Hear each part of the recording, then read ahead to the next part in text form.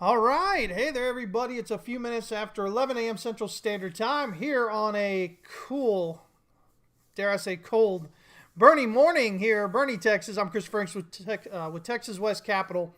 Man, stumbling all over things this morning already. It's Friday, thank God, right? Anyway, hopefully you guys are doing well.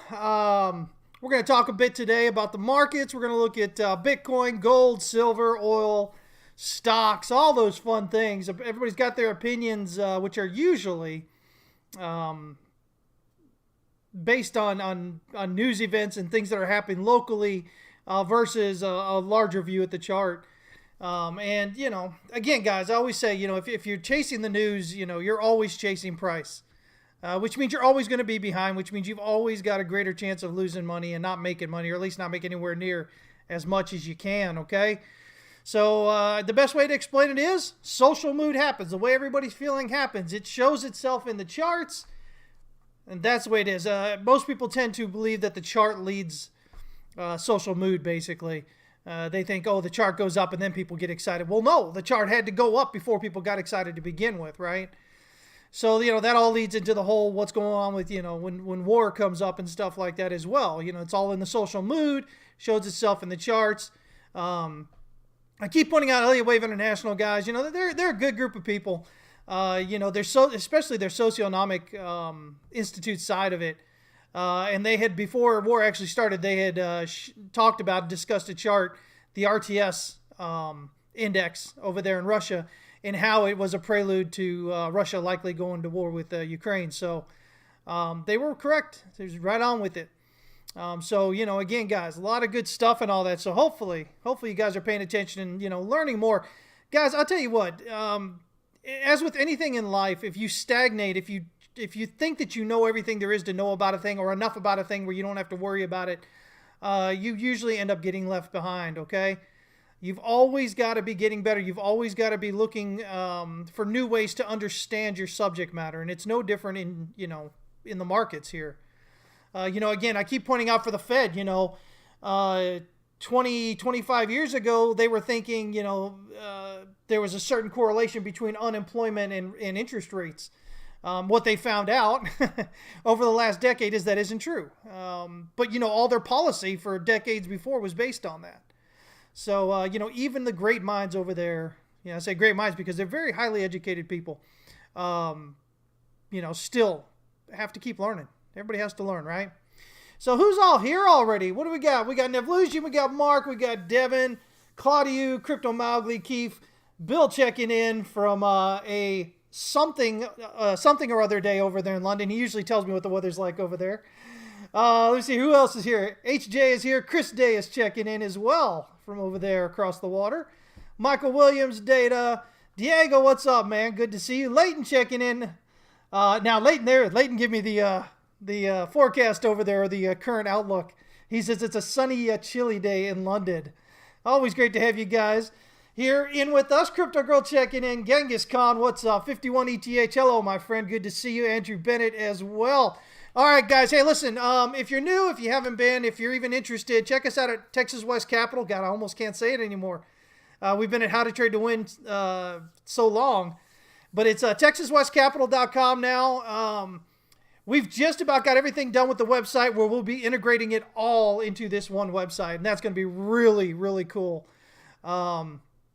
Man, I got so much stuff coming up with this. You guys, it's going to blow y'all's mind. But anyway, especially if you're a member. But anyway, you can join us there. You can click right here and it'll take you to, this one will take you to howtotradetowin.com, where we're still kind of doing the tier system from there. But like I said, as soon as we got everything up on this, we'll just pull everybody into it. And you guys are going to love it. It's so clean, so crisp, so nice. But it's good times. Anyway, we'd love to have you there, all right? John checking in from Houston. What's up, buddy? He says it's colder than it is in London. Oh, man. Block Tech, what's up? Blaze is here as well. Man, I got so many of my favorite people here. I love this. Always good to see you guys checking in. Let's see here. This is not the Bitcoin chart I wanted to look at.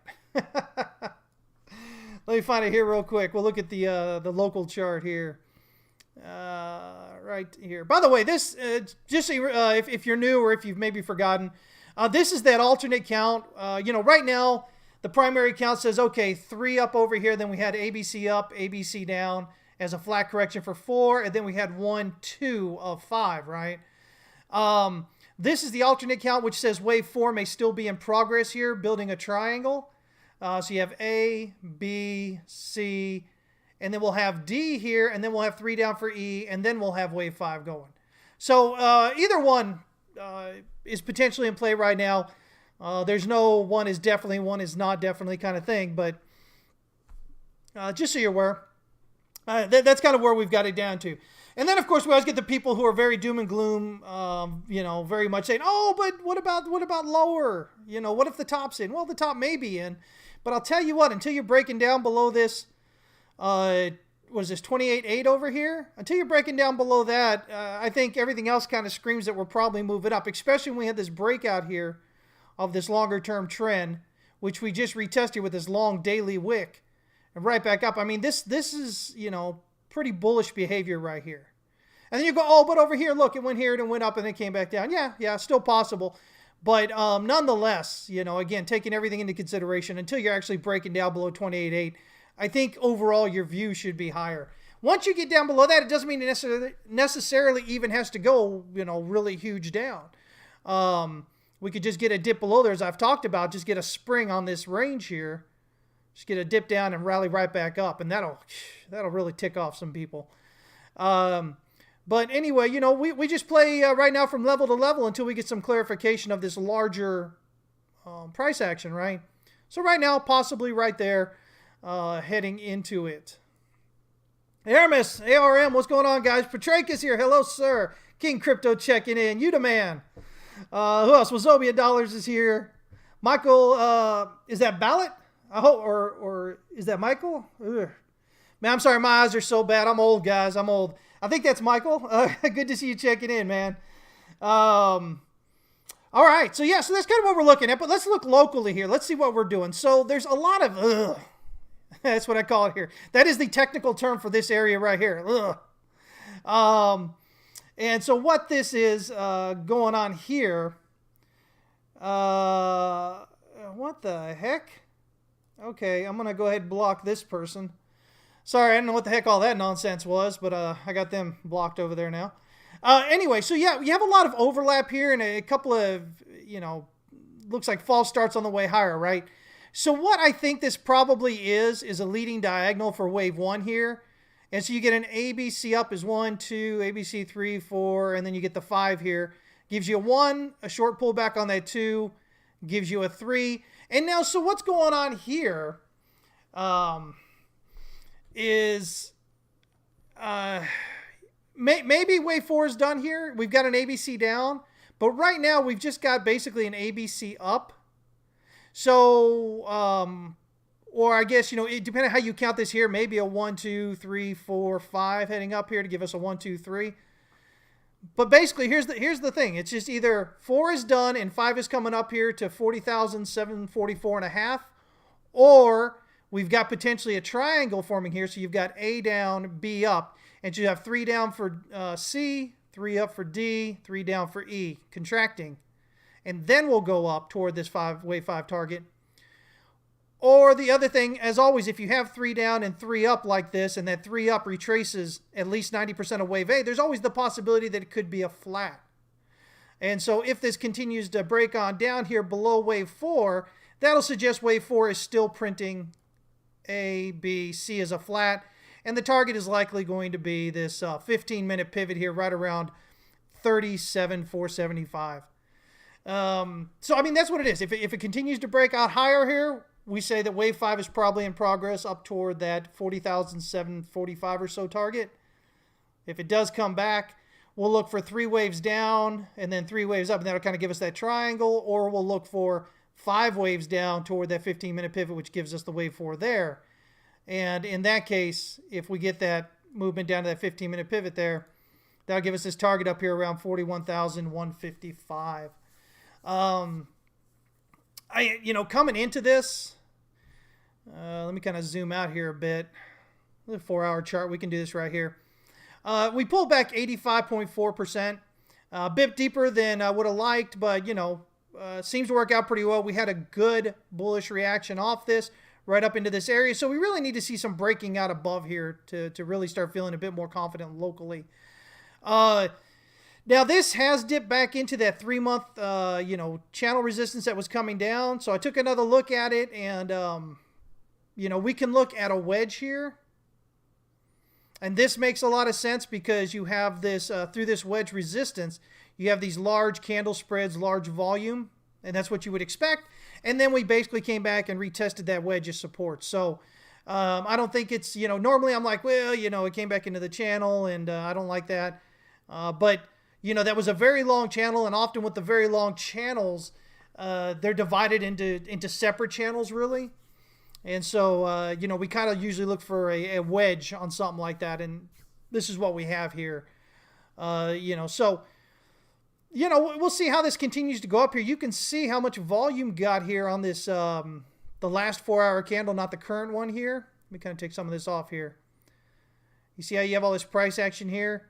So you had your lows. So first of all, you could look at these two candles right here. Notice the volume. So you had this large spike of volume and this very large supply spread candle, right? And then we get to the next 4-hour candle, and it's even more volume, but look what's happened. All of this was all supply and control. And over here, they flip it to demand and control. So not only is demand and control, but they flipped all this volume that they had there, all this control that that supply had was flipped to demand on just a little bit more volume. And so, what we look at there is say, okay, well, supply exerted more effort, and we would normally say got less result. They got absolutely no result from the effort they expended there. It completely flipped to demand and control, and then demand plopped it on back up here. You had this little bit of a pullback here, and then you got hit right here with some volume. So we'll see how that all continues to play out there, but again, either there's going to be a little bit more consolidation here, which wouldn't be unprecedented because you did have this big move up for a few $1,000s. If we actually look from just these big candles here, you kind of came from that $36,000 area to the $39,800 area. So basically, 10% on move up. It wouldn't be unprecedented at all to see some sideways, either a triangle or a flat here, continue up. Absolutely nothing here screaming that this is a top, though, and it must come down. As far as your daily goes, I mean, look at that. There it is, your daily. We're just now breaking out of oversold on Stochh RSI. And again, you can look at the candles here and notice, your volume coming down here, and then you have this huge volume here, and you have this large lower wick, which actually went in about halfway into this previous demand structure at this in this part of the wick here. And you'll see that it almost hit the EQ, which is usually what we look for. So that's a good sign that a reversal's probably happened. And then you have, again, you're left with this very long lower wick. It's a large demand wick. Again, adds support to the idea that a reversal happened there. And then you have what amounts to a bullish engulfing candle over the previous day's candle there. Again, another bit of support that says, well, maybe, that might have been a bottom there, heading back up. So now we're just looking for this breakout through this kind of congestion right overhead. And if we do, I think it should be a pretty easy area to kind of get up into this, a few $1,000s more up into this area here. So that's kind of what we're looking at. Let me see here. Let me get rid of some of this other stuff. If that bottom's in there, as it looks like it may be, let me just verify again real quick here. I think wave 3. Yeah. Wave 3 would be right up here, this wave 3 right here, at 55,568 and 50 cents. If this is 1, 2, 3, 4, 5 heading up, if it's like a WXY here for, again, the triangle over here that we're looking at, where you got this A, B, C, so you have the triangle coming up. I think we might target this 47,200, 47,500 kind of area at this high volume node. It seems like that would be a good place to find some support and then back down a little bit. The other possibilities, we could get a big move up toward this one up here at 57.3, and that would get us, D up there, and then ABC down to this bigger one here at 47.5 to give us E. So either we hit this lower one for D and then we come back for E and then break out, or we continue up to this higher one up there just above 57,000 to finish D. That would be a long wave C, but it's possible, or a wave Y here, but it's possible. And then we could have a move back here to wave E there, if the triangle's in play. So yeah, that's kind of what we're looking at here, guys. In either case, it says up. The only thing that changes anything, obviously, is if we drop below this current swing low here at 34,322. And if that happens, I think that adds a good indication. We'll probably break down below this wave 2 over here at 32,933 and 33 cents. Let's see here. Andrew Bennett says on the 4 hours, there are a large upward channel in play. Bottom support on January 24th and just recently February 24th. Yeah, so you're looking at, let me do it this way. Since I have, so you know what? As always, let me just make a, actually, you know what? Let me do this. Let me load up one of the previous copies I've made just to kind of use that instead of this chart that I use for Discord there. Let's see here. Nope, I need to change that. Okay, let me take that off the Renko. Let's put that on, let me just throw it on bars there. It's fine. Take off some of this other stuff. So this is what I do with all that training. So let's see. So you're looking at this right here. Yeah, so what I like about this channel here, and you should always be trying to draw channels, guys. I mean, no matter how you're trading, channels are absolutely amazing to help you get an idea of what's going on, right? So I like this channel. What I like about it is this EQ here. See how the EQ, the equilibrium right here in the middle, see how it works as support or resistance here and then support here. So basically a breakout above that is going to carry you above the the current 4 hour pivot there, and that should give you a target of the upside of the channel if you're just playing the channel. So I like that as far as the channel goes, for sure, man. Yeah. In terms of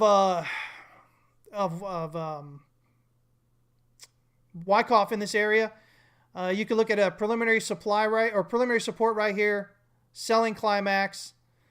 You've got your secondary or your automatic rally here, secondary test, rallies up, comes on back down here. Potentially, your LPS, your spring right in this area here, and we should be looking for some movement out. We do like, again, all that volume that came in on the bottom there, and then it reversed and headed up. That's what we want to see. Definitely want to get a breakout above that EQ and head on up. So if you're looking for a simpler thing other than those other kind of targets, basically you would look for, especially if you can get a impulsive breakout above this. Remember, impulsive means larger candle spreads and expanding or spiking volume. Then you can get that. Then you'd be looking for up here, in this kind of region up here toward the top is your target for that right there. Chris Baker, what's up, buddy? Good to see you checking in. Let's see here. You think bearish movement may also come? I don't think so. You're looking at the 1 month time frame. Yeah, but again, man, if you're looking at the monthly, you can't take the monthly of itself into consideration, right? So let me go ahead and put the candles in here so you can see a little bit better here. If you just look at this monthly, that doesn't tell you anything, because it's the same thing as just looking at one candle on your lower time frame. You can't make anything off just one candle. You can get maybe something, but if you just look at this candle without the context of what's going on here, it's really I don't think you do yourself a whole lot of favor with that. Like I said, though, if we do break down below that 28.8 right here, again, as I've been talking about, your target would be this, the weekly and monthly S1 pivot, which is right around that 26,000 and a half area. And that to me would just say we've just got a flat going on here. A, B, C is a flat, rally back up. So yeah. Is it possible in distribution? I mean, anything's possible. I don't think that the range screams distribution, though. Again, looking at my other chart here. Let me see here. Let me turn off my volume here. Stuff keeps going off. So this one right here. I'm looking at, we had distribution up here. We had distribution again up here. But I think this is one larger reaccumulation range. So you've got your preliminary supply, your selling climax, automatic rally, secondary test. Your up thrust there comes back into a last point of support before potentially heading up higher. If we look at the GBTC chart, again, it's that same kind of idea, just broken out a bit wider here, right? Because, see, we got the lower low with GBTC, which we didn't get with Bitcoin here. We had higher lows with Bitcoin. But GBTC gave us a lower low, a spring is what I think that is right there. Again, based on that volume and price action. Secondary test of that spring, pull back, lower volume. Even this test over here, much lower volume than the spring had, which is a successful test. You have a decrease in volume throughout the range. You've got, if it was distribution, you would expect to see a lot more of these spikes up in this area here. But instead, you have an overall, as this is played out, you have an overall kind of decrease in volume here. And so, and since we had a low or a high, a low, a lower high, there's your lower low expected as a spring, and then we look for that move back up. Again, with Bitcoin here, we have a high, a low, a higher high, which usually leads to an LPS or last point of support as a higher low to continue up. Now, obviously, again, as I pointed out, there's areas we have to get through on the way up to kind of add more confidence to that. But I think the volume and price action right now suggest a large reaccumulation range here before heading up higher. Because, you do have that declining volume throughout until you get down here where you start to see volume picking up now, which is what you expect to see. When you get to your spring or your last point of support, your initial last point of support, your volume then starts kicking up. Prior to that, volume continued to go down. Even though there were spikes, they were lower and lower coming down here throughout the range. And of course, that tells you that the supply that's out there is getting taken off the market. That supply is being bought up by somebody who's not putting it back out there, which is the goal of reaccumulation or accumulation. The goal is to get all that excess supply out there from people that are just going to sell it, whether they're scared or whether they're just looking to trade short term. You take that supply off the market. That way, when price rallies back up, you don't have that supply coming in, slowing it down. And you've bought that supply down here, which means you're also getting now the benefit of the markup in there. If it's distribution, then you're going to see a lot of selling at the highs as well. You're going to see significant selling at the highs. I mean, look at this right here. This is your volume at the high here. Some of the lowest volume in overall. That means your big guys are not selling heavily into here. But you see the spikes at the bottom here? These tell you that they're buying at the lows, suggesting, again, accumulation or reaccumulation. So now there's obviously more to it than all that, but that's a very quick, easy way to get a general idea of maybe there's accumulation or distribution going. If you guys are just looking at price action and trying to say it's accumulation or distribution, understand you can't tell that from the price action. It makes absolutely no sense. You need to understand that volume and price action relationship, because that's where you can tell if it's stuff being bought or stuff being sold, and how it works out in that range. Where's that volume coming in the range? Again, if this were distribution, you'd see spikes of volume at the tops here, at all the tops, keeping all your volume level throughout the entire range. Instead, we have that sell-off in volume, and then down here at the bottom, right as we kind of got to that bottom going up, you see that volume start picking up, creating a new uptrend in volume. So that's how I would look at it. What's going on, Brian? Good to see you, bud. Let's see here. Monthly looks like a large flag, Andrew saying. Where are you talking about? This right here? I guess. I don't like that it's pretty steep there. I think it's too steep to be a flag. But, it could end up being a flag if it gets on down there for like, again, this kind of thing. And that's what I'd be looking for. And you get the breakout there, of course, heading on up. But, again, monthly well oversold there. Your weekly trying to break out of oversold here and keep going. It's doing its thing right there. Let me see here. How does the war affect the Fed's decision on rate hikes in your opinion? I think, honestly, that the economy is more important than the war. First of all, we're not at war. We're not at war. As a matter of fact, Ukraine is not a NATO, a member of NATO, so we're not in there. So most especially because of that, even I would say that the economy itself is most important as far as rate hikes go. And so to that extent, I think we were talking about Bullard saying, looking at that 50 basis points hike at some point here in the next few meetings, potentially at this one in March. Now we've got Waller stepping up and saying, yeah, I would support that. Who else do we got there? We've got Bullard now wanting that. We've got Waller saying, and they're saying basically if CPI numbers and everything next month continue to show that inflation isn't really pulling back at all, they're really going to be supportive of a 50 basis point hike here, probably in March. And I think that's the most important thing as far as what's going on there is what's going on with the economy. So we've got Bullard now. We've had Bullard. We've got Waller now. We said Michelle Bowman. I can't even say it. Michelle Bowman said she's willing to support a half-point hike if the economic data suggests it was necessary. So, you've got that as well. Let's see here. Bullard really wants to see the Fed's benchmark rate, which is right now between 0.25%, increase to a range of 1 to 1.25% by early summer. Now, you can do that with a quarter-point hike at each meeting leading into it, okay?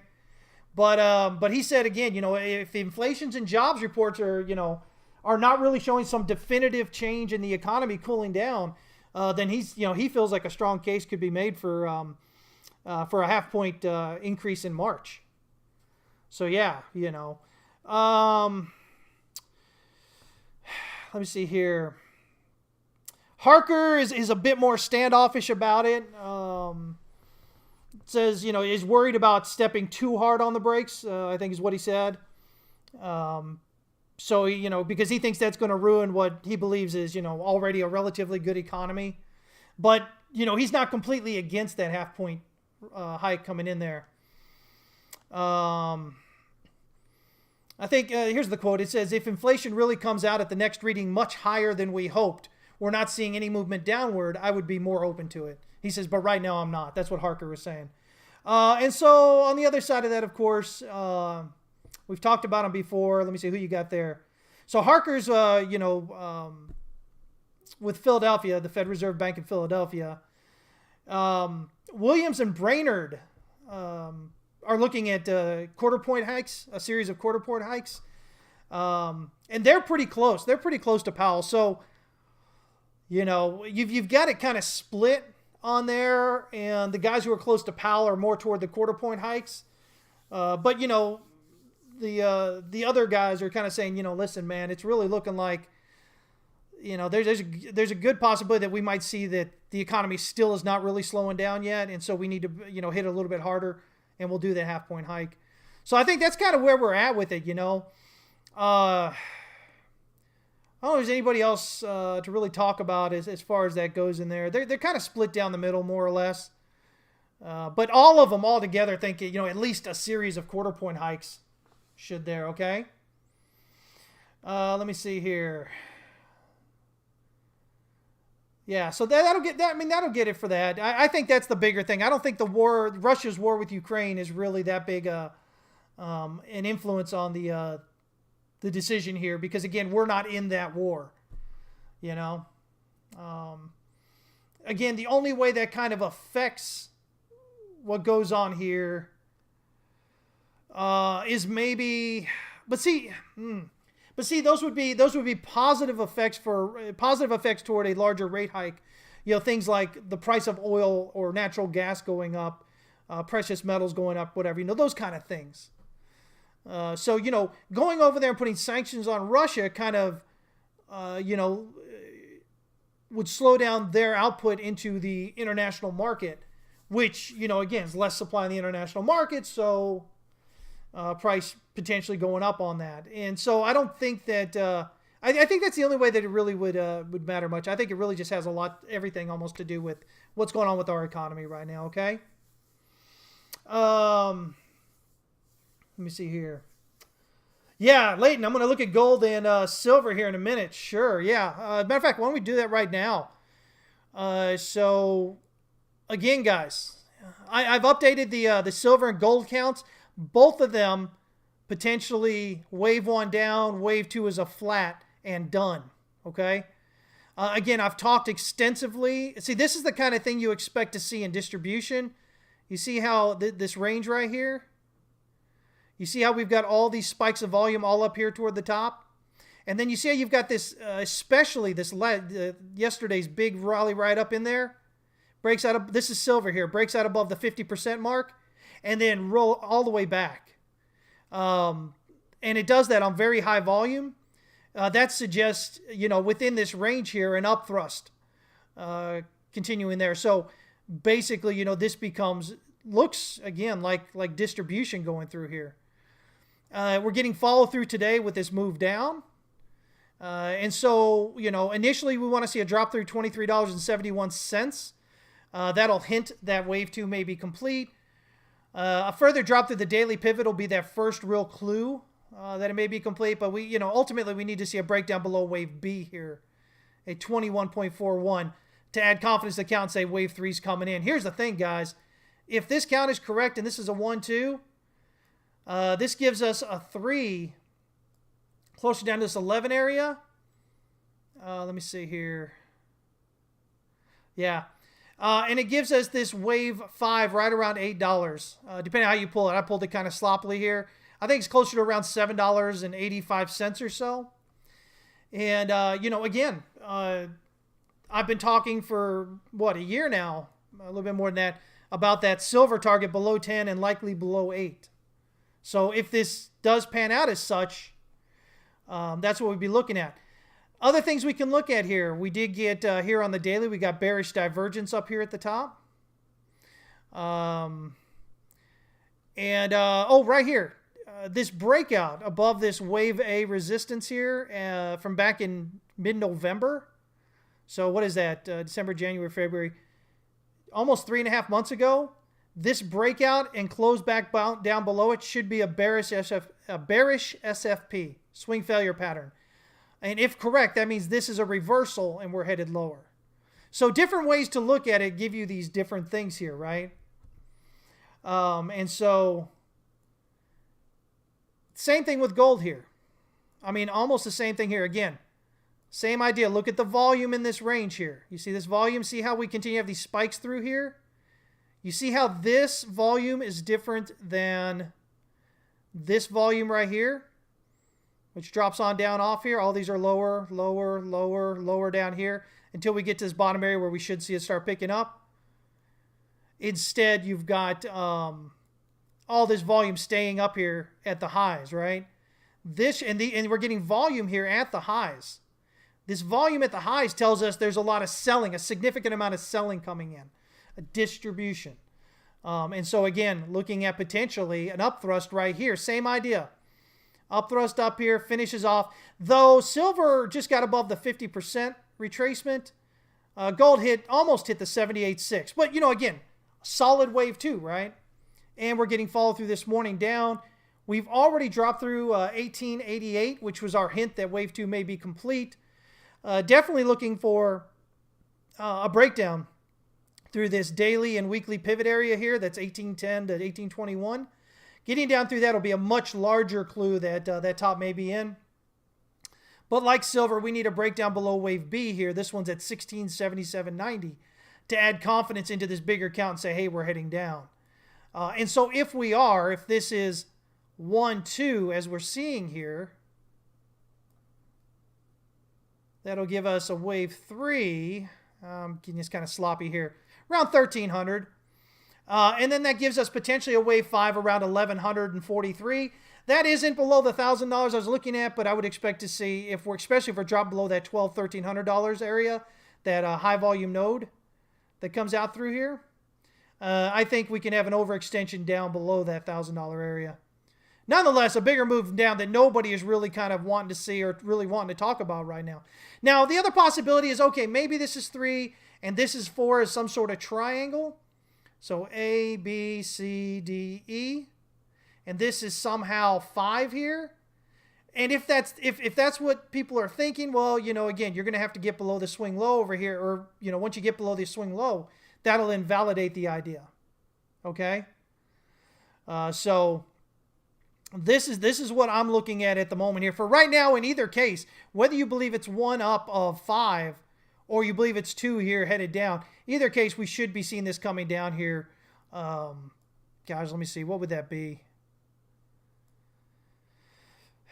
Yeah, probably around the weekly pivot here at about 1821. We should see at least to that. That would be a pretty good wave 2 retracement in there. But yeah, again, the same kind of count. The idea that we've got this leading diagonal as 1, and then you've got a flat as 2. Same thing in both of them. Just the other one's an expanding broadening wedge, and this one is just a regular wedge here as a leading diagonal. And again, your flat correction there, looking to come on down. So that's what I would be looking for. And as we break through these levels coming down here, adds more and more confidence to the idea that wave 2 is done. This count is correct, and we're heading down lower. Okay? So that's what I'm looking at right now. Now, am I promising you that's going to happen? No, never, guys. I still get, and I hate to use the term idiots, but man, it gets so frustrating out there because you have new people who come in and they think these people are talking truth and they're just talking out of their rear end. They don't listen. They're like, oh, you said this was going to happen. No. The worst you're going to get from me is I say, I think this is going to happen, but then I always end that with, but it needs to get through here first. It needs to get through this validation first. It needs to do this first. Until it does that, it may not be happening, And, it really kind of, you can tell how people are in their lives by how they act online. So if you've been one of those people that would say something like that, man, you need to check yourself because you look like an idiot online, right? And that's the last thing you want to do. Now, I know a lot of people don't care because they have, their fake names and their fake pictures and, they think they can get off there and say whatever they want and, no impunity at all with it and whatever. But, it's God, I don't know, man. Growing up before social media, people never acted like this. I've got that thing I say where, people just need to get smacked in the mouth more, right? There's a lot of kids today, and I'll even use that to mean adults, young adults acting like that. They're kids, that do act in that manner because they've never been hit in their mouth for saying something stupid to somebody's face, right? And so they get online and they talk a lot of smack online, and man, it's such a poor look. And hopefully you get to the point, if you do that, hopefully you get to the point at some point in your life where you look back and go, oh my God, I can't believe I did that. How dumb was I? How stupid did I look? I hope you get to that point. Some people never do. Most people do. It's just one of those things, unless you've got age on you. Chris Day, you'll back me up on this, right? Bill? As you get older, you find out what an idiot you were as a younger person. I was an idiot as a younger person as well. But I really get a little nervous about it with what we do because this is something that affects you guys as new traders. I've got 25 plus years of doing this, all this experience, bad decisions, good decisions, whatever that you don't have. And so if you're coming in, listen to some Yahoo like that without understanding that they just didn't listen, they just didn't pay attention, right? Then you go and listen to what they're saying, and all of a sudden you're putting yourself in a really bad position. I try to be as open and transparent as possible here because I don't get anything from doing this publicly here, except for me, for the good feelings about hopefully helping you guys get better at what you're doing there. And, occasionally maybe somebody will subscribe to what we do from this, but we don't really get anybody that subscribes to it from what we do here on our public live streams. So, as far as money or whatever goes, I don't get any of that for doing this. So, my goal is to feel better because I help you figure this out. It is what it is. Nobody's altruistic in this world, guys. Don't believe them. Everybody, even if they don't recognize it, they have a reason for doing the things they do. It doesn't always have to be monetary. Sometimes it could be a pat on the back. Sometimes, again, like I'm saying here, it makes me feel good. I feel great when somebody comes back and says, you were talking about that, and I recognize that, and now I've changed that, and oh my gosh, I'm doing so much better in trading now. That makes me feel freaking great. It's good to help people like that. It makes you feel amazing. So, yeah. I don't know why I went off on that, but, it's been a long week. Yeah. But yeah, so it's always about, I don't want you guys ever to think that I'm telling you that something has to happen. Nothing has to happen. I try to make this clear as often as possible. Nothing has to happen when it comes to trading. All right? There are ideas of what may happen, but you need to have confirmation via validation levels and price action. If you're not getting those confirmations, then you're not. Now, that's a different thing than what you get most of the time online. Everybody online promises you the price is going to do A, B, C, or D, right? They all promise you it's going to go higher. They all promise you it's going to go lower because that's what you want to hear, and they know that at best. At worst, they're no different than you. They just have a good marketing thing going on, and they're still getting caught up in the belief that things should be guaranteed in the markets. There are no guarantees in markets, guys. You're always playing according to validation and invalidation levels. If you're not, you're trading entirely wrong.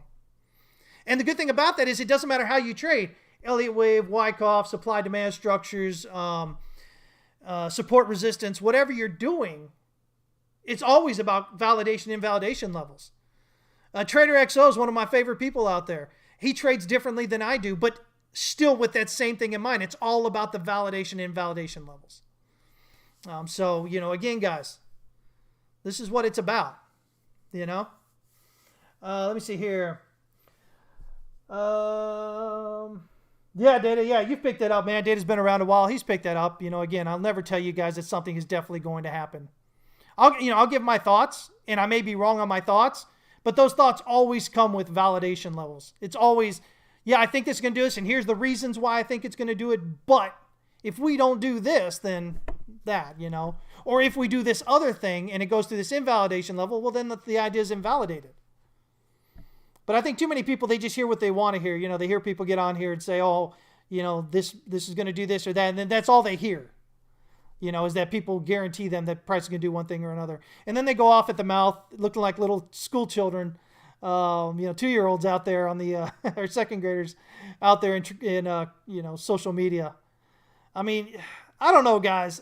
Maybe I'm just old, but man, I would be so embarrassed to act in that manner. It blows my mind. I'd be so embarrassed. Anyway. Claudio, what's up? He says, 2 questions. If I'm using a log chart, should I also use fib levels on log? Also, it's okay to always use log scale, even on small time frame. So I'm a big proponent of log scale. There are 2 camps in general with traders, technical traders, log, semi-log, or the semi-log, and then the arithmetic, your regular one. Here's the best way I ever had it explained to me 20 some odd years ago. The log scale gives you the way in which we look at the charts at that price point, okay? Now, what that means is we don't go in when price is $1,000. We may look to make $100, but when price is $10,000, we're not looking to make $100. We're looking to make maybe $1,000, right? We're looking for 10%. And so a log chart gives you the more realistic way that we look at the charts as human beings when we're looking to trade. You can't get that with the arithmetic chart. Arithmetic chart just looks crazy, right? However, as the charts get smaller and smaller and smaller, the worst thing you can say about semi-log scale is that it is practically the same as the arithmetic scale on the very small time frames. Because remember, it's dynamic based on that price movement. So, you can get the same information on a log scale on a small time frame, but you can get better, more proper information on a larger scale chart than what you'd be able to get with arithmetic. So I'm a big proponent of using log. Now, as far as what we do here, what I do is I use the right here. You see this? This is your fib retracement tool.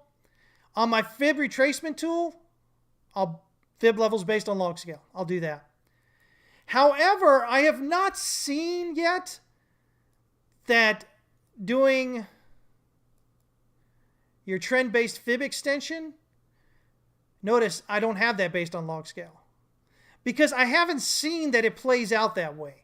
It doesn't seem like price follows that same thing. So as it stands right now anyway, I just use the regular, I guess arithmetic is what you want to call it, trend-based fib extension. But on the regular fib retracement, I'll use the log. Now what that means is when you're using this fib-based, fib retracement here, log scale on it, what that means usually is that your 38.2 is pretty much the same if you take that off as your 50 most of the time. So a lot of times you'll see wave 2 only pull back on your log version of this to the 38.2. And that's the only thing you really have to kind of pay attention to on it. But it seems to give a much better read on the pullback, on the retracement, but not so good a read on the extension when you put it log scale.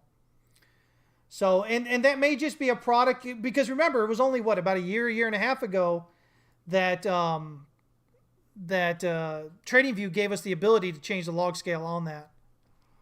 So it just may be a product of the market just not really using that, still using the regular way we've always done it.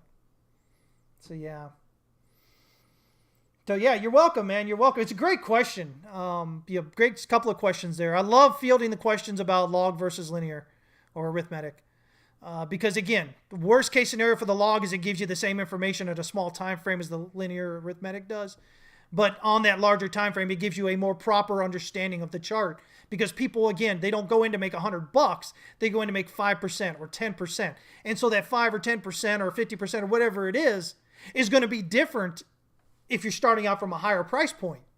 Again, starting out 10% at $1,000 is only $100. 10% of $10,000 is $1,000. 10% of $100,000 is $10,000, right? So you don't want to be looking to make a $100 profit if price is at $100,000, right? Yeah. Crypto Girl's daring to agree with me on growing up today is so much different than before social media. Yeah. You're showing your age there, Crypto Girl. Don't do that. I wasn't going to do that. Notice I called out the guys. But yeah, no, it's a lot different, guys. And if you're younger and you haven't really been around, if you were not, a teenager at least prior to social media, you don't really understand the difference in the way that we grew up versus the way you're growing up in terms of things going on there. But it does kind of show itself with that kind of thing that goes on online. Online bullying is a big thing. People going on making fake accounts, talking smack and whatever. I mean, back in the day, somebody told somebody who eventually got to you, or they told you to your face. You always knew who was saying what, though. And people, at times were much more careful about their words because, again, you're going to get smacked in the mouth, right? Today, not such a big fear from the kids today that have grown up in social media. They've grown up being cyber bullies and hiding behind fake names and fake pictures and whatnot, fake information online, which was a big reason why I've always used my name and my picture out there, guys. So much of that fake stuff out there, and not that all the fake, profile looking things are bad technical analysis, but I don't know. Again, I always think back to when I started, and if I had started in this environment, what would I want? And I'd want somebody that I could at least see. It doesn't guarantee that they're going to be correct or whatnot, but I know that they're not hiding anything at least. So, yeah, one thing we do that. Any thoughts on what oil's been doing? Yeah, let's go take a look at oil. So, oil, looking a lot like gold and silver there. Oh, yeah, look at that breakdown. There we go. So, what I've told Discord is that we have this big change of character looking thing here. And so I had this potentially as a 1-2 heading up here, maybe all the way up here to 106 or so. But the breakdown below wave 2 invalidates what we're looking at here. If we continue down below this wave 4 right here, now this right here already requires a recount, right? This can't be a 1, 2, 3, 4, 5 because it's a diagonal. 1, 2, 3, 4 drops back into 1, right? Okay, let me change that. I guess it could be wave 1 of 5 as a diagonal. And so then our wave 5 target is going to go probably above 110. But here's the thing. If we drop down below wave 4 here, that would indicate that most likely this was the top right here. Now, if you guys were following me the last few weeks, I kept talking about the idea that we could, when we were down around 90 and 88, we had the lower targets, but I said, but you know what? We're so close to that $100 round number, psychological number there, that I wouldn't be surprised at all to see it actually hit that. And that's what we did here. But now we're pulling back pretty strong. So again, dropping below this 87.46 area is going to tell me right now, I believe that wave 5 is probably done here. And we're coming, for a decent pullback. At least, I haven't measured it out here, $30, $40 at least. Depending on if this is an A and then a B and then a C, or if this is a 5 and then we've got an ABC down. So that'll kind of different. If we've got, I guess even with an ABC, you still have an ABC down.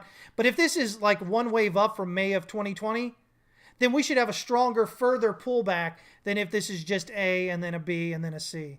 So if this is wave 1 up from that May negative low there, then we're likely to see this pulling back down to $50 or maybe even less than that. But again, something that I've talked about before is that generally as human beings, we tend to freak out before events happen, just in our lives, right? We're like, oh my gosh, the doctor saw something that he didn't like, and it may be cancerous. And we start all of a sudden thinking about all the worst, this, we've already kind of set ourselves up to to be going, in the casket, right? But what happens is by the time it comes time to see the doctor, we've expended everything, right? And so we tend to do that with everything in life, right? And so I think the same thing happens with the markets when it comes to war, right? So everybody buying oil up in the prospect that war is going to come in, and then when it finally hits, it's so overbought or whatnot that it usually does, it goes to the sell-off. You can see it much more prevalent here in silver and gold, right? So you get that buy up into war starts, boom. And you have nowhere to go but the opposite direction. One of our members had shared an image, and I don't have it on me at the moment here. Let me see if I can find it here real quick. But it was something I talked about, which usually is when there's war, it usually results in a positive turnaround in the market, right? A rally in the market. Whether it's just a bounce or reversal remains to be seen, but usually there's some upside attached to it because of what I just said right there. Let me see if I can find this chart here real quick. It's a great chart, really. Oh, wait, there it is. That's it right there. So, again, Gulf of Tonkin incident, here. The invasion right in here, boom, drops, heads up, right? Gulf War invasion, drops, move up, right? Afghanistan War just had a bounce, continued lower. Iraq War, boom, move up. Crimean crisis there. Yeah, the dip during the start of the occupation, and then the rally up. And, and once you've been in markets for a long enough time, you recognize this. This is what usually happens. Again, everybody freaks out of fear and sells off. And so by the time it actually happens, there's nothing left to sell. Everybody's already sold. And so price then usually runs up on something like that. So, yeah, definitely something that you should pay attention to. Got to get this back over here. That's the daily. Let's bring it down those local candles here. So we're getting a pullback right now. Again, if it continues pulling back here, it'll look more like a triangle at least. And if it drops down below swing low there, we'll say it's a flat and look to make that move back up. Let me see here. If you could go back to the weekly on Bitcoin, you draw out a huge flag, a large flag, and it looked like we were hitting the EQ of that flag and showing resistance. Is that something to watch for the next week? I mean, you can watch it if you want. You got to be really careful on the large time frames. You've got to be really careful, just focusing on that one thing there. The same as we don't focus on just one thing here, on one candle on these lower time frames, you can't just focus on one candle on the larger time. You have to take the whole thing into consideration. Yes, possibly resistance at the ascending channel EQ here, potentially resistance at this, just this, what I've drawn here is a descending channel. There's only 2 points though, one at the bottom, one at the top. So, there's no telling how that would turn out. Could potentially be something more like that, right? But, if you're seeing something like that, then yeah, if you can get an impulsive breakout above that EQ, then you should look for a target of the channel resistance. An impulsive breakout here, then you'd look for a target up here, especially if you can get above. But in this case, breaking out above this EQ here, you're probably going to get stopped at the pivot, pull back, and then you'll have to look for a break of that pivot to kind of finish that move up to that line there.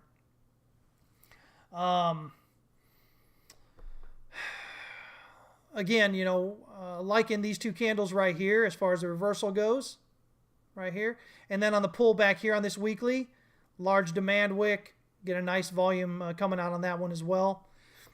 So I like those things about it. But yeah, you gotta make sure you're not just looking at just one single candle. If you do, just use it as like just a general kind of thing you're watching, but don't look at it as, especially, on the large time frame, as your reason for A, B, or C until you get some confirmation, especially. Let me see here. Hey, Chris, sidebar, how often do you find yourself reading and retaining all of this knowledge? 25 plus years now. So, again, this has been my thing that I've been doing since 95. I've told you guys my story. Had a really crappy run at the beginning up until 99 or so. Finally decided to start actually learning how markets worked instead of what I thought they did, which is why I often talk to you guys about, this is what you're generally thinking when you first come to the market, because it's what most people do. It's what I did. It took me, 4 years of losing money. I made money every once in a while in there, but really overall lost money for 4 years before I finally sat down and said, this is not going to keep working like this. I've got to actually do something. I've got to learn how the market works. And that's why, why I talk about so many different ways of trading and so many different other things, because I wanted to learn everything I possibly could about trading and about markets. And so in doing that, I've learned that there are all these different ways in which the different systems and strategies that you trade, how they have confluence. Which again goes back to you have everybody else telling you, listen, my system is the way to make money, nothing's better. And at the end of the day, all these ways, these general accepted ways to make money, read the market, Elliott wave, Wyckoff, supply and demand, support resistance, all these things, they'll generally take you to the same levels. And so it's not that, Elliott wave is better than Wyckoff is better than support resistance or anything like that. It's just that as human beings, we understand things differently, right? Somebody may like Wyckoff. Wyckoff may just be like that, and they go, yeah, I understand that right away. Elliott wave, they might be like, I'm struggling here, right? So, you look at how these different ways work, and you find out what you're comfortable with, and then stick to it. One of the biggest problems new traders have is they don't pick something and stick to it. They jump around. Again, I keep referring you guys to 2017. It's every week it was something new. Again, one week it was Elliott wave, another week it was Wyckoff, another week it was ICP, another week it was, it kept going on and on like for the entire damn year, especially the half part of the year. The new traders would come on and they would half-ass what they were doing for about a day and a half and then go, it doesn't work. Well, of course it doesn't work. You ain't doing it right. You have no experience doing it. You can't go, you know what? I'm going to be a professional football player today and go out there and expect to be anything that any team's going to keep. It takes practice and dedication. It's the same thing with trading, guys. And it's, I shouldn't be surprised, but man, so many people, it's just consistently, arguing about that. They don't do those things they need to do that. So I'm going to be honest with you guys. That's one of the biggest things you should do is practice. Pick just one thing that makes sense to you, and practice it day in and day out. And it's going to take you a while. You're not going to become good overnight. You sure as heck aren't going to become an expert anytime soon. But that's the way it is with anything in life. People come in here and they think, oh, because they can get into the market, that it's different. No, life is the same whether you are doing things out here, in the world, or you're doing things in the chart. That's why I keep telling you guys how you view life. Are you a victim? Do you believe that you control your future? Do you believe that you can do these things? All that contributes to how successful you're going to be as a trader. You cannot possibly be a successful trader if you don't believe you have control. If you believe that you're a victim in life. Because this is all about believing in yourself and believing that you can control your destiny, your future, what's going on. It doesn't mean you can control the market, but you have the ability to understand the market and make positive trades, which increase your wealth, your capital account, and that therefore, adds, a lot of positivity to your life. So yeah, so how often do I find myself reading and retaining all this knowledge? Every day. Every day for, 20, I guess it's 27 years now since 95, right? Almost 27 years this summer. Early fall will be 27 years. So, but like anything else, the more you do it and the more you repeat it and the more you remember, talk about it, the easier it becomes to remember it. The more it stays in your head, right? By the way, I think we're doing at least a triangle at this point now. We've pulled back pretty good. The only thing that changes the triangle outlook here is if we drop below the swing low right here at 37,764 and 70 cents. If we do that, again, I'm looking for probably a target of this 15-minute pivot, 61.8 retracement at 37,000 or so. As this is an A, this is a B, 5 waves down here. So this would be a 1, 2. You get a 3, 4, and probably a 5 right around that pivot. And that'll just give us a flat, and then we'll look up target up here around 41,155 if that's the case. Triangle-wise, we're probably still looking at a target around 40,744, something like that. Heck, we may only just, if it's a triangle, we may only just hit the H1 pivot and then pull back. Nonetheless, though, it would just be a wave 1 up, wave 2 pull back, and then wave 3 heading higher. First time you chatted from your cell, never knew you had fat fingers there, Crypto Girl. Let me see here. So yeah. What's my take profit for Ethereum? I know you're probably looking for some local level, but if I'm correct with Bitcoin here, then Ethereum's got quite a bit higher to go. I think we'll probably, if Bitcoin's going up to 100,000, I think we see Ethereum over 10,000. So yeah. One crypto ace, very helpful. You have lots to learn. Yeah, man, that's what it's all about. It's just identifying the truths out there about trading. Again, guys, I always talk about how you guys have so much access to so much free and cheap and whatever information here that I didn't have when I started in 95, because the internet really wasn't like it is now, right? That was before AOL had its all-you-can-access dial-up plan. When we were using dial-up modems. Most of y'all probably have no clue what I'm talking about. But those of you that do, those were good times, right? But the problem with all this free information and cheap information that you guys have is so much of it is half-truths and outright lies. And, I think last time or the time before I brought up an image that's been going around which was completely wrong. It identified a structure but not correctly. So if you're looking for that particular structure, you're always going to lose money following it. But there's so much of that out there. So it's about identifying what's the important things, that to do it. Believe it or not, Elliott Wave, Wyckoff, all these analysis of the charts are secondary. The most important part, the most important thing that will help you become a successful trader is understanding and letting go, first of all, of the way you think that the market works. Especially if you're parroting off what everybody else is talking about. Everybody thought it was surprising to see the great financial crisis, 2008, right? Myself and quite a few others weren't, though. But nobody wanted to listen to us. The 2017 Bitcoin top, my first entry into Bitcoin was January of 2017. So we rode all the way up through there. But, mid-December of 2017, when all that hype was up there, everybody, I saw a call, again, my story I keep sharing with you is I saw somebody talking about $80,000 by February. And I was talking to Scott at the time, and I said, man, that's it, man. I said, we're probably at the top. That was December 15th. We topped out December 17th. But again, everybody else thought it was going to continue going up, right? From that high, we talked about that first low at 11.5 and that second low down around 6,000. We got those from the high. When we were down there around 3,200 or so, I said, yep, that looks like that's it. We're probably headed up now. And I actually walked everybody through it all the way up through June of 2019, where everybody along the way kept saying, no, it's going to hit and go lower. It's going to hit and go lower. I talked everybody up through it.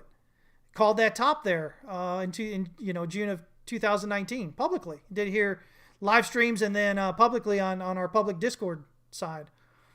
At the recent 60, not the 69, the right here. This top up here. Here publicly on YouTube here, I said, most likely, I said, this is a top area here. I said, it doesn't have to be the top. I said, but it's at least a top because of the extensive, at the time, laser eyes. I'm so glad we don't see that anymore. But laser eyes and spaghetti fingers and diamond hands, all this stupid nonsense that was fluttering all over, social media, was screaming that was top there. And sure enough, everybody kept thought it was going higher, and there it went lower, right? So, I mean, when we talk about this, understanding these other things are more important than actually understanding what's going on with the technicals on there. You can learn the technicals. Those are easy enough to learn. Just take time and practice. But these other parts about, you probably don't know, really understand how the market works when you first come in. And you've got to let go of that and be open to understanding something that may be different than what you think. That's one of the biggest things. One of the other biggest things is proper risk management. You have to, because nothing in the markets is guaranteed. That goes along with that understanding that what you think when you first come in is incorrect. We tend to think that there's guarantees the market has to do something. Or we think that the market's random and there's no way we can know what's going on. And it's manipulated, so there's no way we can possibly make money. All that's erroneous thinking. I show you guys day in and day out, right? Other important things, again, picking a system that makes sense and then sticking with it months and months and months and years of practice with it. It'll work if you practice and do it correctly. If you just half-ass it and do it for a couple of days or a month or whatever, not really giving it a whole lot of thought or practice or trying to learn, of course it's going to look like it doesn't work because you're not doing it correctly. So these are the real big things that you guys need to learn. Everybody comes in, they want to learn how to do this analysis stuff, but the thing that's going to make you the most money or save you the most money are these other things I'm talking about, these things you can control. Risk management. If you learn to do proper risk management and you really kind of take that inside, it's going to make your trading life so much easier because it takes the emotion out of it. But if you don't understand, you don't learn it, and you don't use it properly and consistently, then even if you're good at reading the chart, even if you say price is probably going to go this level or this level, you won't listen to yourself. Your emotions will get in the way, and you won't take the trade that you know you should be taking. It's that important. Everybody else out there wants to tell you how to do this. Nobody wants to talk about this other stuff because most people don't understand that. Most of the people don't know this. They don't recognize it. And those, you want to stay away from those kind of people because they're going to sound good when they say things. And sometimes those things are going to work. And that's the worst thing that can happen. It's not that what they said was correct. It's just that it happened to find confluence with what's really going on. And it happens everywhere. And usually people are following people and they stick around for that point alone. But there's no consistency with that. So, yeah. Let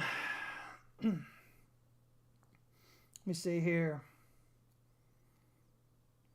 Yeah, you saying double top? Possibly. Again, double top would just mean a flat correction, again, with that target right here around this 37,522. If you want to see this as a double top, you would just do that. Put that target right below there. Gives you a target about 70.5. That wouldn't hurt me. I wouldn't hurt my feelings any. That's a good pullback. But if that happens, this has to be wave one then. But here's the thing. With this right here, That's a pretty big pullback for a regular flat. Now, if it's irregular and it went up 105% or higher above wave A, if it was, 105% or greater of wave A, then I would say, okay, yeah, that looks like all the way back there, that 70.5 would be what I'd look for. As far as flats go, though, usually if it's a regular flat like this where it just pulls up to but doesn't break out above where wave A starts, usually it just gets down to around where wave A is as it finishes. But again, the other possibility is a triangle. ABC down, ABC up. Right? This is not 5 down. This is ABC down. So, again, ABC down would say this has to be a triangle or it has to be a flat. And again, the fact that it didn't run up more than 105% above wave A would have me leaning toward the idea that it would just, if it's a flat, it would end right here around this wave A swing low or the 15-minute pivot area there to finish wave C in 5 waves. Now, if you only get 3 down and then you break up above that second wave for 3 more waves, well, then you got a triangle. A, B, C, D, E. Thing there. Let's see here. Oh, let me see. Trying to catch up with you guys here. Trader paralysis. For who? You shouldn't have paralysis right here. Right here, it's just simple waiting to see what happens. If you're not in yet, if you're not already long off the bottom, which I am, as I posted out there in Discord and what's it called? Twitter. Let's see here, I've got it here. I'm long from... Oh my gosh, where is it? Let me see. Pull it out here in a minute, guys. There we go. Whoops. There it is. Okay. So I am long right here, 34,997.41 as of 11:03 and 7 seconds there on the 23rd. So I'm long from that. And so if you're long, from something like that, there's no analysis. I mean, you're long from down here. You're just waiting for this to play out. If you're waiting to get in, it isn't paralysis here. It's okay. Does it break out? If it breaks out, wave 5 is probably in progress to 40,745. If we get 3 waves down and then 3 waves up, then we get the triangle forming, in which case A, B, C, D, E, and then you can go long with, again, at least a target of this kind of area here. If instead it's 5 waves down that reaches this swing low here or dips below it, then you're likely looking for a reversal in this area. So once you get 5 waves down, you look for your first wave up, your pullback, and then that breakout would be where you go long. There should be no trader paralysis in this here. It's just waiting for the range to show you what it's going to do. Yeah. Now, I may have misunderstood you, what you said there, and if I did, let me know. But yeah, I don't think there's any paralysis for that area right there. It's just logical. Just wait for, I think a lot of times new traders, I'm not talking about you in particular, but just new traders in general, they tend to expect that they can get in at any point. If you're really trading, guys, you don't just get in at any point. You wait for your higher confidence trades. You wait for validation levels or invalidation levels to break. That's how you trade, which means most of the time you're not just getting in. Most of the time you got to sit and wait and find that entry. But again, a lot of times new traders, again, that erroneous thinking that I talk about that we have as new traders is that we get in thinking, well, I can just pick at any time, any day. I can find a way to enter. And usually you're thinking you can find a place to enter on a 15-minute chart for your weekly view, right? So you can find your entry on a 15-minute chart to ride in one direction for the week or something like that, right? Yeah. So yeah. This mock-up trading just because I said it must be logical. Yeah, I mean, here's the thing, guys. The more you understand about price action and the way it generally works, because there are, the price action doesn't work exactly the same way every time. But generally, the reason why Elliott wave works is because generally price moves 5, 3, 5. And it creates a wave 1 of 5, and then 3 a pullback is a 2, and then 5. or, corrections happen in a specific way. But even as far as corrections go, again, there's a lot of different ways it could be. A zigzag, double, triple zigzag, could be, and within those double and triple zigzags, any variation, including triangles in there as well. You be flats, regular and irregular flats. You can be triangles, like this one that I'm looking at is potentially, a symmetrical triangle. It consolidates, but you can also have the megaphone pattern, which is an expanding triangle. You got barrier triangles for ascending and descending triangles as well. Corrections are a lot harder to trade, and I would suggest, especially if you're new, if you're not consistently profitable for years, I would suggest you stay away from corrections. Trade in the direction of the trend. If there's one bit of advice beyond proper risk management and understanding that your emotions are going to kill your trading, it's that trade in the direction of the trend. Whatever the direction of the trend is on the time frame you're on, that's all you should do. If the trend is up, only buy the pullbacks. If the trend is down, only buy the pullbacks that rally up. Sell the pullbacks. These simple 3 things, guys, will do more for increasing your success as a trader than anything else. That, and then again, you get to the point that of understanding that there are no guarantees in trading. Again, just going with that. Trading moves, price action moves in a generally expected way, but there are no guarantees that that'll move exactly the same as it did previously. Yeah.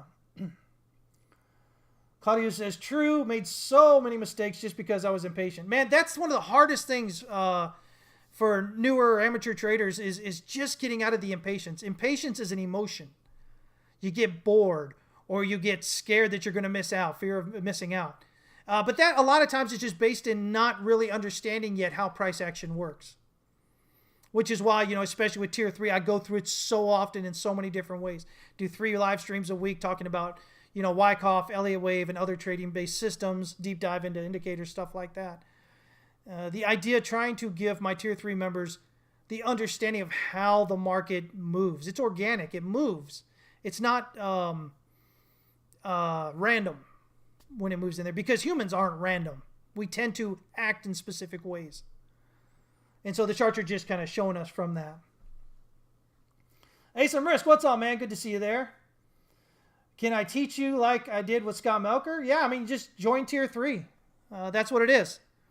He came in there. He came in at the Scott was, again, one of the very first people to sign up. When I first started this back in September of, what was that, 2018? No, 2017. Man, it's been a long time, right? Yeah, because I got in earlier that year. And the whole reason I did, I started what I did was just because there's so much bad information. Everybody was getting lured into the pump and dumps and everything, and really bad technical analysis. And so, it's been 4.5 years of me going through this, really kind of honing what we do and how we present it. Trying to understand how people, because no matter how I present information, you're still going to take it however you're going to take it. So trying to get a better understanding of that so I can present it in a way that is most conducive to you taking it the way it's meant rather than the way that you may try to take it. Because when you first start, you're new. You're not knowledgeable. If you're not consistently profitable over time, you're going to view the things I say differently than somebody who is. So it's been a lot of hard work, changing everything, adding a lot more to what we do. But yeah, and I'm not going to lie, at first, there was a time a few months in, Scott said, hey, listen, man. He said, just go ahead and prorate me for what I've paid. He paid for the year. He's like, and I need to leave. I said, no. I said, I'm not going to do that. I don't like to do refunds, guys. Especially if you're just learning something. Because a lot of times at the beginning, it's just because you're being stubborn and not paying attention. I said, I'm not going to do that. I said, you're in, you're in. I said, if you got questions, ask them. That's what I'm here for. If you're in here and you're not getting it and you're not asking questions, no. I'm not going to give you a refund for that. You're not trying. Because my intent is to get you guys to be good at what we're doing here. Because I love the lifestyle of being a trader. And I think every one of y'all would as well. But anyway, yeah, so you know how it ended up. Scott's now what? This huge crypto personality out there, influencer. Man, I'm so proud of things he's done. As far as where he's built himself up, starting, with where he was when he joined with us and where he's gotten to now.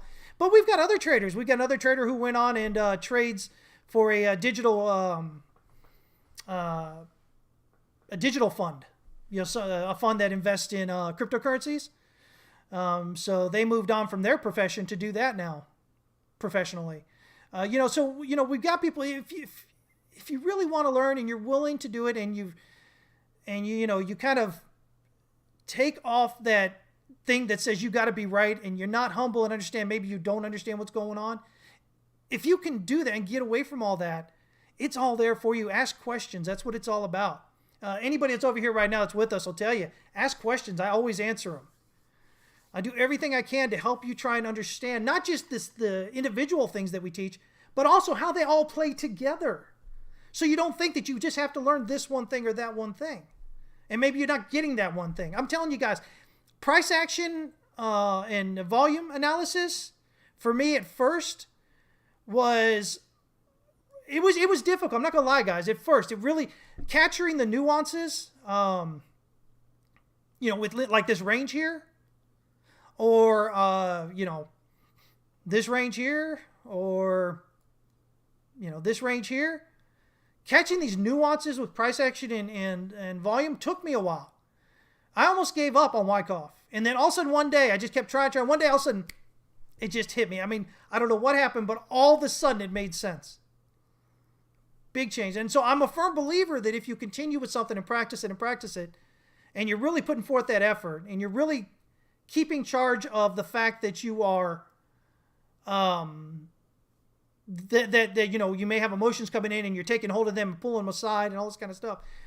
Just on my experience, I believe that you can, learn how to do even those things that seem kind of tough at the moment.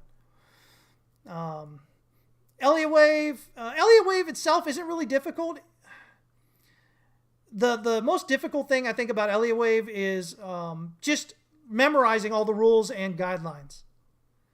Once you do that, it just takes practice applying it. And even when you practice it, you're still going to be wrong sometimes because you're human, which is why risk management is so important. It's why understanding that the best use for Elliott wave, as far as I'm concerned, is understanding your trend and possible reversal points. It gives you logical areas of support or validation and invalidation. If you think you had an ABC back and you think that was like a wave 2 and wave 3 is in progress, then if you break out above wave B, that's as close to guaranteeing it as you can, right?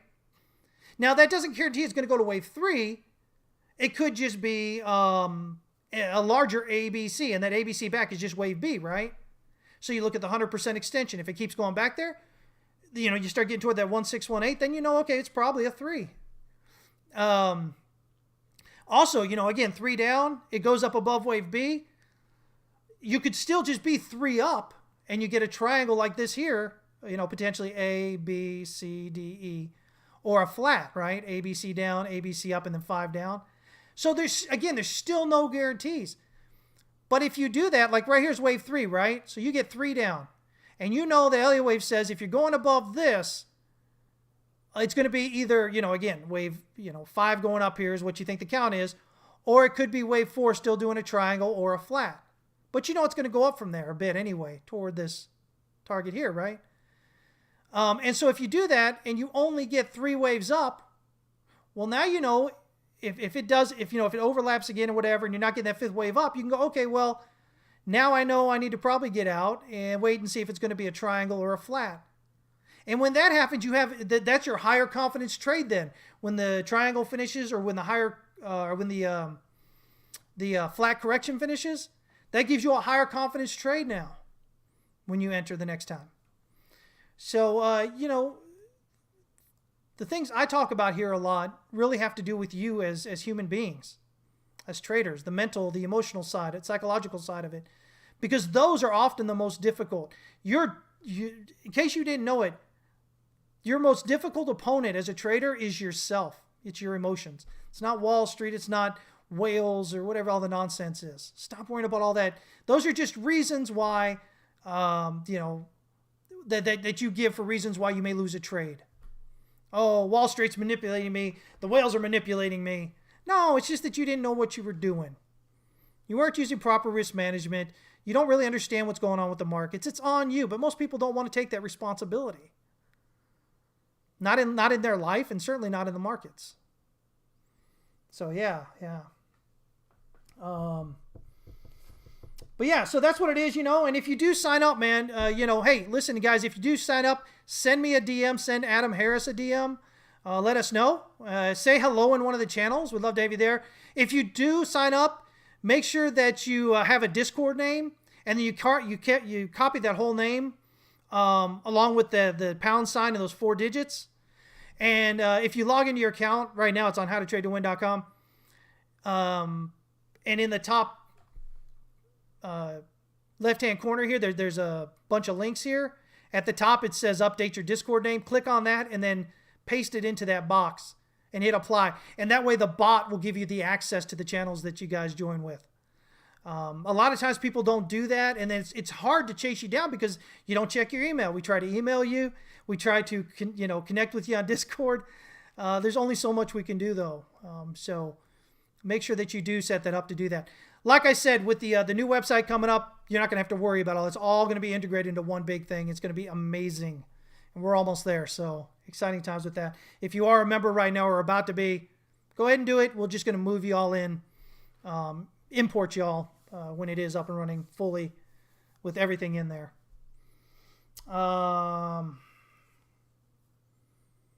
Let me see here. Let me kind of catch up with you guys. Moogs, what's up? Yeah, can I give you an example of a textbook impulsive breakout? Sure. So let's do it this way. We can use this chart right here. Let me kind of zoom out a little bit here. Okay. You see this right here? You see this wedge? And this wedge support right here, or wedge resistance? Hits it here, almost hits it here, right?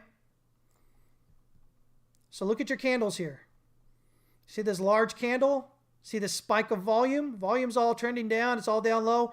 And then all of a sudden you get this spike of volume and this large candle which closes near the top of it. And even better, you get a second candle doing the same thing there to finish up. Keep following through. That's what you want to see. Again, nothing guarantees that it's not going to be a false breakout.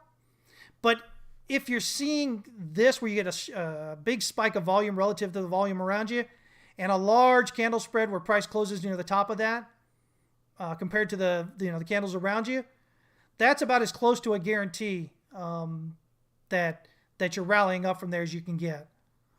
Otherwise, if it's lower volume or smaller candles, usually you'll see it just kind of roll over and come back. Yeah. So that's the kind of thing that you guys want to look for. But yeah, when I say impulsive breakout, that's the type of thing I'm talking about. Large spike in volume, large candle spread that ends toward the top of the candles. And again, you're looking at the candle spread relative to the candle spreads nearby, the volume relative to the volume nearby. That's what it is. It doesn't matter what kind of volume you're getting here compared to over here. That doesn't matter. You're interested in this area. So volume is relative to what's going on here. One of the biggest things I used to see that I don't see so often anymore was a lot of people used to always talk about, but the volume, look, the volume's dropping off as it's going up. There's, that's not a rally and, all this kind of stuff. And again, that's a misunderstanding of how volume plays into it, of your true volume and price action analysis that you should be having. So, yeah. Let me see here. Yeah, again, looking like maybe a triangle here. If it is A, B, we should be getting a C down here.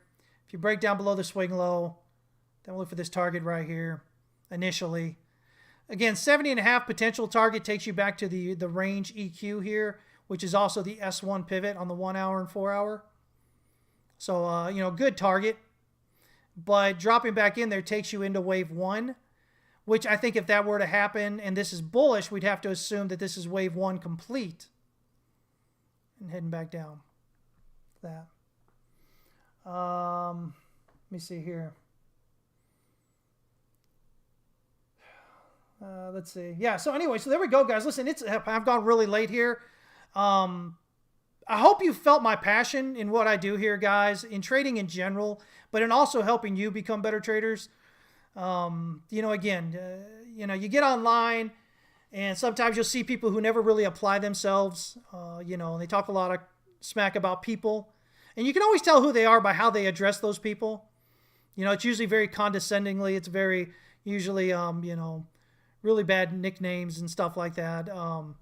Just understand that just as in life, you can tell how much you should value that person's opinion by how they approach, how they speak of others. And so, I have to say that because at the end of the day, Dick Diamond, if you don't know who he is, man, do some reading up on him. But he was an amazing, shorter term trader. But he would always start his sessions when he's teaching somebody with the disclaimer that most of y'all are not going to get this. Most of y'all are not going to be ready to apply yourselves as required with this. And that's really the way it is in trading in general. Those who get it, they understand. Those who don't get it will never understand that. They don't. They just, everything's everybody else's fault. It's never their fault, whatnot. So, again, it's I love what I do here, guys. I love that I can help people out. I also understand that most people are not going to actually make it because they're just not ready. It is what it is. But if you think you're truly ready and you can open yourself from the way you think the market does work and be more humble and accept that maybe you don't really understand how it works, you're going to go a long way, not just with me, but with anybody. You're going to go a long way into preparing yourself to better understand it all and to becoming much more successful. As long as we all kind of continue in with the same ideas that we have about the market, which we all do, it's just going to leave us unable to really generate the consistency and the profits that you want to when you first come in. Trading is not simple. Well, it is simple. It is simple. It's simple, but it's not easy. It's not easy because of all these things I talk about. But they can be done. And you can be successful at it. But like I always tell everybody, don't come in. Yes, you can learn enough in 1 month more than you'll ever learn anywhere else, but don't expect that you're going to be some kind of excellent trader after a month. It's going to take a lot of practice and a lot of work on your end to do that. But I do believe for what we offer and what we charge, I think you're going to get much more information and clarity in the markets for even just 1 month with us than what you would with anybody else. So, yeah. All right, Diego, sounds good, man. Hey, listen, guys, I'm going to get out of here. Oh, man, I hope you guys have a fantastic day, really. If any of y'all happen to be near Ukraine, be careful out there, please. Take care of yourselves. Anywhere else in the world, of course, be careful with COVID and all that other stuff. And, want to see you guys continue to come back around, all right? If you join us, I'll see you guys over at Discord. If you're there, of course, I'll see you there. If not, as always, I'll be back on Tuesday, 11 a.m. Central Standard Time, okay? And so at that point, I always say, the only thing you control in the market is how much you lose. That's it. Risk management is the most important thing you'll do day in and day out as a trader. It is actually where you make your money. So hopefully that hits home with you guys and you make it a point to really get as good as possible. Yeah, risk management. Have a great weekend, everybody. Y'all take care. And you know what, guys? I'm going to be honest with you. Share some love, man. I talked about the way that people tend to be today, especially if they're growing up on the internet, and globally, whatever. Say a nice word to somebody you don't know. Just say hi. Smile to somebody. If you're walking out about, don't look down at the road. Look up. Some people might think you're crazy if you say hi in the bigger cities, but do it anyway. You'd be amazed at how much, just a simple acknowledgement of someone's existence can really help them out. You never know what kind of day somebody's having. So always do your best that if you're going to make an impact on somebody's day, you try to make that impact positive. I don't know. I think if you're living your life any other way, you're just, I don't know, man. It's crazy. Why would you do that, right? All right, guys. Y'all take care, and I'll see you on Tuesday.